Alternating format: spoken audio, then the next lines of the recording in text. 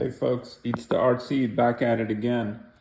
This time, rear wheel drive drifting. It's been a while since I've laid out my track, probably a few months to be honest with you.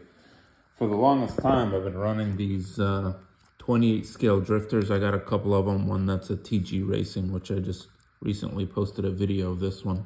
I've got a Drift Art too. But this is an edition that I've had for a few months, actually 6 months maybe, and I've never run it on a big drift track. This is my 143 custom car. And I'll link the gentleman that sells these. I think this is called the Leia Ignite. I'm actually not sure what it's called, I forget. It comes pre-assembled with an ESC and a motor and a servo for $120, which I think is a great deal with a body.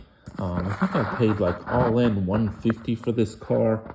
All I had to do was add a receiver and a gyro to it and do some minor tuning to get it running. So let's see how this thing runs on my big track.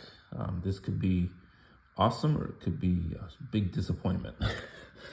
Let's see how it does. Again, in my style is I don't like do a bunch of edits of the videos. It is what it is. You'll see what happens. If it's great, it's great. If it's not, it's not. All right, here we go. I don't know if you guys can see the car in the video. It's so tiny. I'm getting a little bit of like steering wobble. I ran a couple of test laps because it drives totally different than my like 128 scale. I will say that it's not perfect because of this. This track is not uber slick. This little car drives great on really slick surfaces like glass top or a hardwood floor, or a track like this that's got a ton of like lithium or silicone spray. I like a faster track for my 28 scale cars. So just, you know, for those of you saying like, hey, this is not drifting amazing on this track, I'm explaining why it's not perfect, but it's actually fun and it is drifting. Check it out. It is like this tiny little nugget. This drifting is kind of amazing, to be honest with you. Again, if I could have a digital micro servo where I can kind of tune the dampening and tune the sensitivity, I think I can get it smoother. But for just this tiny little thing, it's actually pretty damn cool.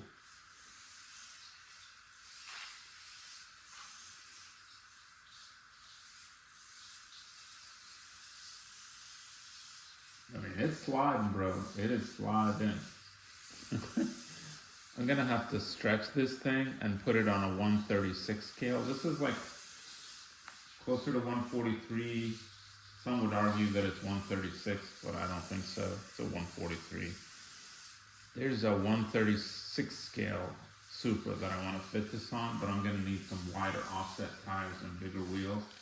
But I'm going to contact Akan, who's the guy who builds this, and see if he'll customize some like wider tires for me. But it's a cool little thing, man. And I'm just going to do some kind of localized drifting. Again, it's got a little bit of wheel wobble, which is fine. Not that, I mean, it's kind of hard to be perfect at this scale, but the fact that it can slide on a big boy track, I think it's really cool.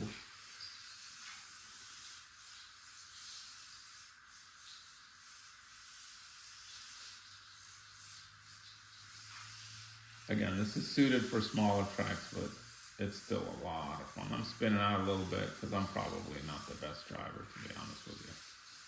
I only bust these rear wheel drive cars out maybe like once every 2 or 3 months. I mean, I don't do this often, so I don't have the wheel time like some of you pros. Well, anyway, I think it's cool. Let me turn the gyro down so that I can pick it up and show you guys this thing compared to.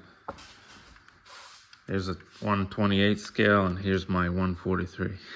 This thing is tiny. Cool, huh? Hope you enjoyed it.